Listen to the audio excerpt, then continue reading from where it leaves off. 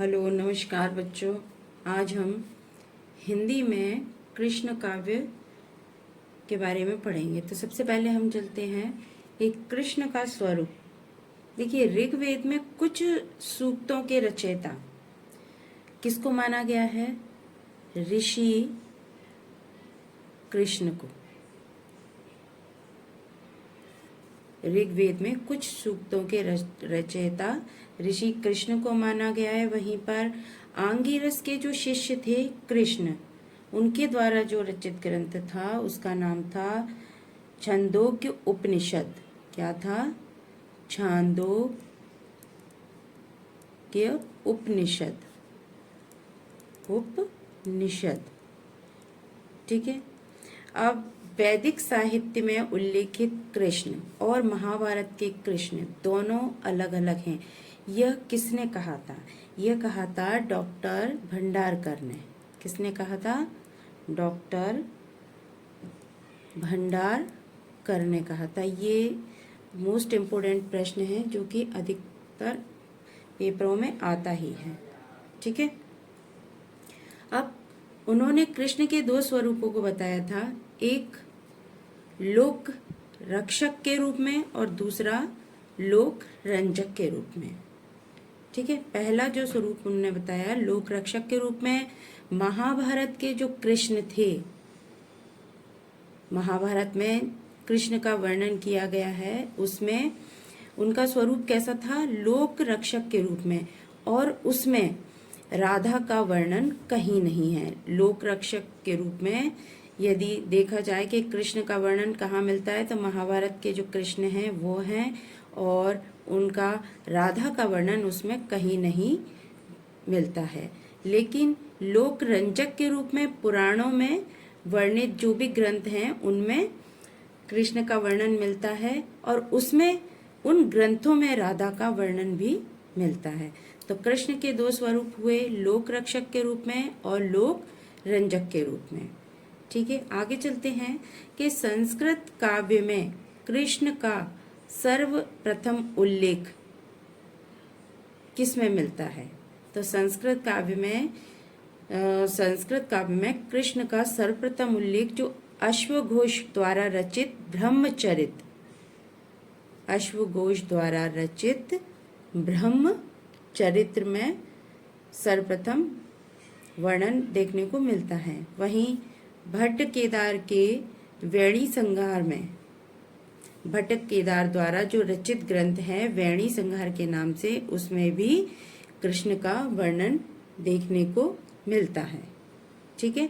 और वैणी संहार में क्या है? रूठी राधा से कृष्ण का विनय का पूरे उसमें वर्णन दिखाई देता है। यदि ये प्रश्न आ जाता है कि वैणी संहार में किस चीज का वर्णन देखने को मिलता है, तो उस जगह रूठी राधा से कृष्ण का विनय, कि राधा जी रूठ चुकी हैं और कृष्ण उनके सामने विनय कर रहे हैं, उस चीज का उसमें पूरा वर्णन मिलता है। तो भट्ट केदार ने कौन सा ग्रंथ लिखा था? वैणी संहार, ठीक है। इसी प्रकार जयदेव द्वारा रचित गीत गोविंद नामक जो काव्य है उसमें श्री कृष्ण का वर्णन मिलता है। लेकिन देखिए उसमें मुख्यतः क्या है? राधा कृष्ण की क्रीड़ाओं का वर्णन है, उनके आपस में जो खेल कूद की जो के बीच खेल कूद की जो क्रियाएं हुई उन सब का उसमें वर्णन मिलता है, ठीक है। उसी प्रकार आगे चलते हैं। रूप गोस्वामी जो हैं कवि, उनके द्वारा उन्होंने ग्रंथ लिखा उज्ज्वल नीलमणि, और दूसरा हरि भक्ति, और तीसरा है रसामृत। इनके द्वारा इन तीनों में ही उज्ज्वल नीलमणि, हरि भक्ति और रसामृत, इनमें तीनों में कृष्ण का वर्णन मिलता है। इसी प्रकार मैथिल कोकिल विद्यापति द्वारा रचित जो पदावली है, मैथिल कोकिल विद्यापति द्वारा रचित जो पदावली है उसमें भी कृष्ण का वर्णन मिलता है। पदावली की जो भाषा है वो कैसी है? मैथिली। पदावली ग्रंथ जो है उसकी भाषा कैसी है? मैथिली। इसमें क्या है? राधा कृष्ण की प्रेम लीलाओं का वर्णन किया गया है। अब देखिए यहाँ पर एक बहुत ही मोस्ट इम्पोर्टेंट थोड़ा सा जानकारी देती हूँ कि जो पदावली थी वो इस पर क्या है, बंगला प्रभाव अधिक था। पदावली पर कैसा था, बंगला प्रभाव था। इसके जो पद थे वो इतने सुंदर थे और मधुर थे, भावपूर्ण थे। तो यह माना जाता है कि जनश्रुति के अनुसार लोगों के द्वारा ये बताया गया है, जाना गया है कि जो चैतन्य महाप्रभु थे वो इनके पदावली के पदों को गाते गाते भाव विभोर हो जाते थे और मूर्छित होकर जमीन पर गिर जाते थे। इतने अच्छे ये पदावली में जो पद थे उनको गाकर वो इतना सुंदर उनमें राधा कृष्ण की प्रेम लीलाओं का वर्णन किया गया था कि वो जब इनको गाते गाते भाव विभोर हो जाते थे। ठीक है, अब देखिए नेक्स्ट चलते हैं हम कि कृष्ण भक्ति से संबंधित प्रमुख संप्रदाय देखिए कौन कौन से हैं, जिनमें प्रमुख है वल्लभ संप्रदाय, निम्बार्क संप्रदाय, राधा वल्लभ संप्रदाय, सखी संप्रदाय, गौड़ीय संप्रदाय। तो सबसे पहले हम पढ़ेंगे राधा वल्लभ संप्रदाय। ठीक है, अब देखिए राधा वल्लभ संप्रदाय के जो प्रवर्तक थे उनका नाम क्या था, वल्लभाचार्य। वल्लभाचार्य जी थे जिन्होंने वल्लभ संप्रदाय को प्रतिष्ठित किया। ठीक है, अब इसमें देखिए जो इनका जो स्वरूप था, कृष्ण का स्वरूप जो इसमें था वह था पूर्ण आनंद परम ब्रह्म पुरुषोत्तम। वल्लभ संप्रदाय में जो कृष्ण का स्वरूप था वो कैसा था, पूर्ण आनंद परब्रह्म पुरुषोत्तम। ठीक है, यदि हम इनके दार्शनिक मत की बात करें कि वल्लभ संप्रदाय का जो दार्शनिक मत था वो कैसा था, शुद्ध अद्वैतवाद, शुद्ध अद्वैत। ठीक है, अब देखिए एक यहाँ पे थोड़ा सा और समझेंगे हम कि जो वल्लभाचार्य थे उनके गुरु का नाम क्या था। वल्लभाचार्य जी थे, उनके गुरु का नाम था विष्णु स्वामी। क्या था, विष्णु स्वामी।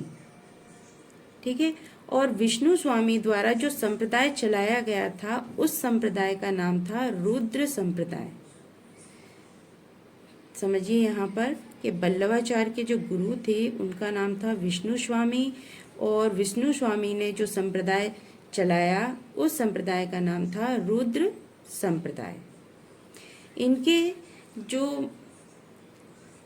जो मार्ग को इन्होंने पुष्टि मार्ग कहा। इनके जो मार्ग थे उसको इन्होंने पुष्टि मार्ग का नाम दिया। अब देखिए पुष्टि का अर्थ क्या होता है, पुष्टि का अर्थ होता है भगवत कृपा या अनुग्रह। क्या होता है, भगवत कृपा या अनुग्रह, यानी कि भगवान की कृपा को ही पुष्टि कहा गया। ठीक है, भगवान की कृपा को ही पुष्टि कहा गया। ठीक है, इसी प्रकार भक्ति के इनके जो मार्ग थे वो 3 थे। इनके द्वारा जो भक्ति मार्ग थे वो कितने प्रकार के थे, 3 थे। पहला मर्यादा मार्ग, दूसरा प्रवाह मार्ग और तीसरा पुष्टि मार्ग। तो मर्यादा मार्ग क्या था, देखिए इसमें से जो साधना की जाती थी वह सापेक्ष नियम अनुसार की जाती थी। कैसे की जाती थी, सापेक्ष और नियम अनुसार। लेकिन जो पुष्टि मार्ग था उसमें साधना निरपेक्ष बिना नियम अनुसार कर सकते थे। ठीक है, समझ में आया। भक्ति के मार्ग यहाँ पर 3 बताए उन्होंने, मर्यादा मार्ग, प्रवाह मार्ग और पुष्टि मार्ग। ठीक है, इसी प्रकार आगे चलते हैं हम कि वल्लभाचार्य ने भक्तों के भी 4 भेद बताए। उन्होंने भक्त भी बताए कि कितने प्रकार के भक्त होते हैं। तो जो भक्तों के उन्होंने 4 भेद बताए, पहला था प्रवाही पुष्टि भक्त, दूसरा मर्यादा पुष्ट भक्त, तीसरा पुष्टि पुष्ट भक्त और चौथा शुद्ध पुष्ट भक्त। ये उन्होंने 4 भेद बताए भक्तों के। अब थोड़ा सा यहाँ हम जानकारी लेंगे कि वल्लभाचार्य के प्रमुख ग्रंथ कौन कौन से थे। ठीक है, कि वल्लभाचार्य जी के प्रमुख ग्रंथ कौन से थे। देखिए, पूर्ण मीमांस भाष्य, इनका ग्रंथ का नाम था पूर्ण मीमांसा भाष्य। दूसरा अणुभाष्य। तीसरा श्रीमद् भागवत सूक्ष्म टीका। चौथा तत्वद्वीप निबंध। ठीक है, अब देखिए ये है, यहाँ से जो नंबर 2 पर है अणुभाष्य, यहाँ से प्रश्न आते हैं कि अणुभाष्य को पूर्ण किसने किया, क्योंकि यह अपूर्ण छूट गया था इनसे। वल्लभाचार्य जी ने ये पूर्ण नहीं कर पाए थे, तो इसको पूर्ण किसने किया, तो वह थे विट्ठलनाथ जी, जिन्होंने इस ग्रंथ को पूर्ण किया। अब देखिए आगे चलते हैं कि पुष्टि मार्ग को मानने वाले 8 कवि, जिन 8 कवि थे जिन्होंने पुष्टि मार्ग को माना, उन 8 कवियों को क्या कहते हैं हम, अष्टछाप कवि कहते हैं, या फिर कहते हैं अष्ट सखा। क्या कहेंगे, अष्ट सखा। अब यहाँ पे थोड़ा सा एक मोस्ट इम्पोर्टेंट प्रश्न, यहाँ से भी कई सारे प्रश्न आते हैं, देखिए समझ लीजिए यहाँ पे थोड़ा सा, कि वल्लभाचार्य जी के जो पुत्र थे उनका नाम था विट्ठलनाथ गोस्वामी विट्ठलनाथ। ठीक है, पहले समझिए कि वल्लभाचार्य जी के जो पुत्र का नाम क्या था, विट्ठलनाथ, और जो विट्ठलनाथ जी के जो पुत्र थे उनका नाम था गोकुलनाथ। यानी कि वल्लभाचार्य जी के जो पुत्र थे, माने जो पुत्र थे, उनका नाम क्या था, गोकुलनाथ। यहाँ से प्रश्न बनकर आते ही हैं हिंदी साहित्य के जितने भी कंपटीशन के एग्जाम्स हैं, उनमें यहाँ से एक न एक प्रश्न जरूर आता है। तो हम यहीं पे अष्टछाप कवियों को आगे चलते हुए समझते हैं कि अष्टछाप के जो 8 कवि थे, जिसमें से 4 कवि जो 4 वल्लभाचार्य जी के शिष्य थे और 4 विट्ठलनाथ जी के शिष्य थे। ठीक है, कौन कौन से थे, 4 वल्लभानाथ जी के शिष्य थे और 4 विट्ठलनाथ जी के शिष्य थे। तो वल्लभाचार्य जी के जो शिष्य थे उनका नाम था कुंभनदास, सूरदास, परमानंद दास और कृष्णदास। ये वल्लभाचार्य जी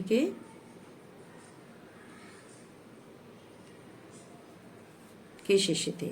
विट्ठलनाथ जी के 4 शिष्यों के नाम थे गोविंद स्वामी, चीत स्वामी, चतुर्भुज दास और नंददास। इनको हम इस प्रकार से भी याद कर सकते हैं यदि शॉर्ट ट्रिक से करें कि वल्लभाचार्य जी के 4 शिष्य कुंभन सूर परम कृष्णा, गोविंद, चीत, चतुर्भुज, नंदा। इस तरीके से भी हम याद कर सकते हैं। विट्ठलनाथ जी के 4 शिष्य गोविंद, चीत, चतुर्भुज, नंद। इसको एक जैसे कि पद्य के रूप में भी हम याद कर सकते हैं। ठीक है, अष्टछाप की स्थापना का वर्ष क्या था, 1565 ईस्वी। और किसने की थी, तो अष्टछाप की स्थापना की थी विट्ठलनाथ जी ने। ठीक है, किसने की थी, विट्ठलनाथ। अब आगे चलते हैं हम कि जो अष्टछाप के कवि थे उनके जो जन्म है और जो उनका जन्म कब हुआ और देवासन कब हुआ, उनकी जो प्रमुख रचनाएं, उनका भी हम विस्तार से थोड़ा सा यहाँ पर पढ़ लेते हैं। तो देखिए इसको मैंने ऐसे लिखा है कि आपको इजीली याद हो जाएगा। सबसे पहले कुंभनदास, सूरदास, परमानंद, कृष्णदास, गोविंद, चीत स्वामी और चतुर्भुज और लास्ट में नंददास। ठीक है, तो पहले कुंभनदास जी का देखिए, इसमें ईयर वाइज मैंने सन के हिसाब से भी इनको बढ़ते हुए क्रम में मैंने ऐसे याद करने के लिए इसके सबसे पहले देखिए जो जन्म है वो है कुंभनदास जी का 1468 ईस्वी में। ठीक है, 1468 ईस्वी में कुंभनदास जी का, 1473 ईस्वी में सूरदास जी का। अब देखिए यहाँ पर ऐसे समझिए 68 के बाद 73। ठीक है, फिर उसके बाद परमानंद जी का 1493। देखिए बढ़ते क्रम में 68, फिर 73, फिर 93, फिर 1496 कृष्णदास जी का, उसके बाद 1505 में गोविंद दास जी का जन्म, फिर 1515 में छीत स्वामी का जन्म और चतुर्भुज दास का 1530 में। देखिए यहाँ पर बढ़ते हुए क्रम में।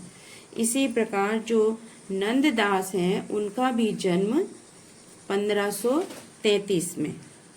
देखिए सबको सब बढ़ते हुए क्रम में ही है, ताकि आपको इजीली याद हो जाए कि सबसे पहले कुमन दास जी का 1468 में, 1473 में सूरदास जी का, 1493 में परमानंद जी का, कृष्णदास जी का 1496 में, और 1505 में गोविंद दास जी का, छीत स्वामी का 1505 में, उसके बाद चतुर्भुज दास का 1530 में। ठीक है, इसी प्रकार इनका जो मृत्यु का समय है, देखिए उसको भी देख लेते हैं कि 1583 में कुम्भन दास जी का और 1583 में ही सूरदास जी का। समझिए यहाँ पर परमानंद जी का यहाँ पर अभी मुझे अवेलेबल नहीं है। इसी प्रकार कृष्णदास जी का 1578 में, देखिए यहाँ पर। उसके बाद गोविंद जी का 1585 में, ठीक है, और छीत स्वामी का 1585 में, चतुर्भुज दास का भी 1585 में। ठीक है, अब देखिए यहाँ पर जैसे गोविंद दास, छीत स्वामी और चतुर्भुज, इनका सबका जो मृत्यु सन है ईस्वी वह सेम ही है। ठीक है, इसी प्रकार नंददास जी का जो मृत्यु का उनका जो सन है वह भी 1583 है। ठीक है, आगे चलते हैं हम कि कुम्भन दास जी के बारे में जो उनके प्रश्न आता है वो 186 पद संग्रह हैं। कितने हैं? 186 पद संग्रह। सूरदास जी के बारे में सूर सागर इनकी जो ग्रंथ है, साहित्य लहरी है, सूर सारावली है और भ्रमर गीत है। ठीक है, इसी प्रकार परमानंद जी के बारे में 835 पद इन्होंने संकलित किए। किसमें? परमानंद सागर में। परमानंद के पद के नाम से ये जाने जाते हैं। ठीक है, इसके बाद कृष्णदास जी, इनके द्वारा जो रचित हैं वह है प्रेम तत्व निरूपण और जुगलमान चरित। ठीक है, गोविंद दास जी के 252 पद गोविंद स्वामी पद के नाम से संकलित हैं। इसी प्रकार छीत स्वामी के 200 पद पदावली के नाम से संकलित हैं। चतुर्भुज दास जी के दान लीला और चतुर्भुज कीर्तन संग्रह में संकलित है। ठीक है, इसके बाद नेक्स्ट आगे चलते हैं हम कि नंददास जी के बारे में। अब देखिए नंददास जी का जो मैंने बताया, उनका जन्म 1533 ईस्वी और उनकी मृत्यु 1583। ठीक है, इनका जो सर्वश्रेष्ठ ग्रंथ था वो था रास पंचाध्याय। नंददास द्वारा रचित जो सर्वश्रेष्ठ ग्रंथ की जो कहा जाता है वह था रास पंचाध्याय। ठीक है, इसके अलावा इन्होंने सिद्धांत पंचाध्याय लिखा, फिर अनेक मंजरी, रस मंजरी, रूप मंजरी, विरह मंजरी, मान मंजरी और 12 खड़ी और श्याम सगाई इनके प्रमुख ग्रंथ हैं, जिसमें सुदामा चरित भी एक है, रुक्मणी मंगल और भंवर गीत। यहाँ भंवर गीत से कई प्रश्न पूछे जाते हैं कि भंवर गीत किस कवि की रचना है। ठीक है, चलिए आगे चलते हैं। अब देखिए थोड़े से कुछ मोस्ट जैसे कि पॉइंट है, कृष्ण भक्त कवि एवं उनके द्वारा रचित ग्रंथ। ठीक है, तो यहाँ से भी प्रश्न बन के आते हैं कि 84 वैष्णवन की वार्ता किसने लिखी? 84 वैष्णवन की वार्ता जिसमें कृष्ण भक्त कवियों का वर्णन है, तो उनके जो रचयिता हैं गोकुल नाथ हैं। किस भाषा में है? ब्रज भाषा में, इतना ध्यान रखिए। ठीक है, 252 वैष्णवन की वार्ता वो भी गोकुल नाथ जी ने लिखी हुई है। और ये जो 252 वैष्णव की वार्ता है ये औरंगजेब के समय में यह संकलित किया गया था। ठीक है, कुछ और कवि हैं, उनकी प्रमुख रचनाएं हैं, देख लेते हैं, जिसमें कि कृष्ण का वर्णन देखने को मिलता है। जैसे भक्तमाल जो एक काव्य है वह किसके द्वारा रचित है? नाभादास द्वारा। भाव प्रकाश हरिराय द्वारा रचित है। वल्लभ दिग्गज यदुनाथ जी के द्वारा रचित है। युगल शतक जिसमें कि 100 पद हैं, श्री भट्ट के द्वारा रचित है। महावाणी हरि व्यास देव जी के द्वारा रचित है। हित 84 हित हरिवंशी के द्वारा रचित है। व्यासवाणी जो है वह हरिराय व्यास के द्वारा रचित है।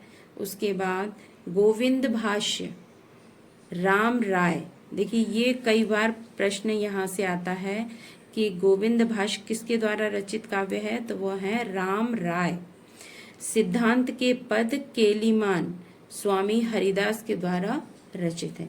अब देखिए यहाँ पे थोड़ा सा और ये मोस्ट है, इसे समझ लीजिए कि ये जो 84 वैष्णवन की वार्ता और 252 वैष्णवन की वार्ता को लिपिबद्ध करने का कार्य किसने किया, तो वह थे श्री कृष्ण भट्ट, श्री कल्याण भट्ट और श्री हरिराय। इन तीनों के द्वारा इसको लिपिबद्ध किया गया है।